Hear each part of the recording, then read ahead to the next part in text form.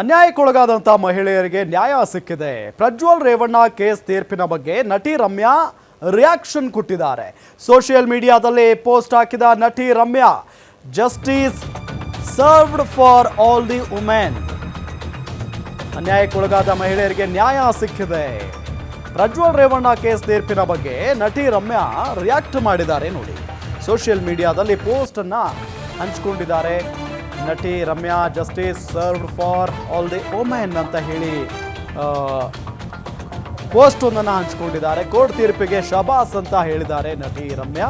ಅತ್ಯಾಚಾರ ಕೇಸ್ ತೀರ್ಪಿನ ಬಗ್ಗೆ ಟ್ವೀಟ್ ಮಾಡಿ ಪ್ರತಿಕ್ರಿಯೆಯನ್ನ ಕೊಟ್ಟಿದ್ದಾರೆ. ಅನ್ಯಾಯಕ್ಕೊಳಗಾದ ಮಹಿಳೆಯರಿಗೆ ನ್ಯಾಯ ಸಿಕ್ಕಿದೆ ಅಂತ ಹೇಳಿ. ಎಸ್, ನಿಮಗೆ ದಿವ್ಯಾ ಸ್ಪಂದನ ಅವರ ಅಕೌಂಟನ್ನು ತೋರಿಸ್ತಾ ಇದ್ದೀವಿ.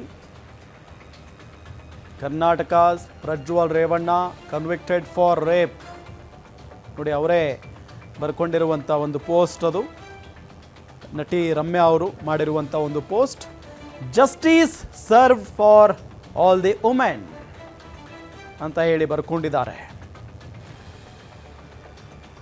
ವೆಲ್ ಡನ್ ಅಂತ ಕೂಡ ಇದೆ, ಗಮನಿಸಬಹುದು. ಅತ್ಯಾಚಾರ ಕೇಸ್ ತೀರ್ಪಿನ ಬಗ್ಗೆ ನಟಿ ರಮ್ಯಾ ಇಲ್ಲಿ ಟ್ವೀಟ್ ಮಾಡಿ ಪ್ರತಿಕ್ರಿಯೆಯನ್ನು ಕೊಟ್ಟಿರುವುದನ್ನು ನಿಮಗೆ ತೋರಿಸ್ತಾ ಇದ್ದೀವಿ.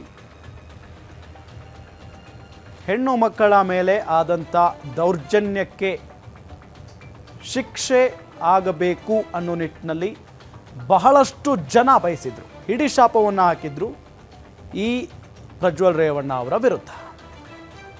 ಸೊ ಫೈನಲಿ ಒಂದು ಕೇಸ್ಗೆ ಸಂಬಂಧಪಟ್ಟಂತೆ ಇವತ್ತು ತೀರ್ಪು ಬಂದಿದೆ. ಇನ್ನೂ 3 ಕೇಸ್ಗಳು ಬಾಕಿ ಇದ್ದಾವೆ. ಒಂದು ಕೇಸ್ಗೆ ಸಂಬಂಧಪಟ್ಟಂತೆ ತೀರ್ಪು ಬಂದಿದೆ, ದೋಷಿ ಅಂತ ಹೇಳಿ ತೀರ್ಮಾನ ಆಗಿದೆ.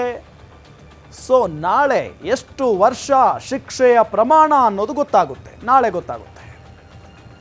ಸೊ ಇವತ್ತು ಪ್ರಜ್ವಲ್ ರೇವಣ್ಣ ಕಣ್ಣೀರೆಲ್ಲ ಹಾಕ್ಬಿಟ್ಟಿದಾರಂತೆ, ಕಣ್ಣೀರು ಹಾಕಿದಾರಂತೆ.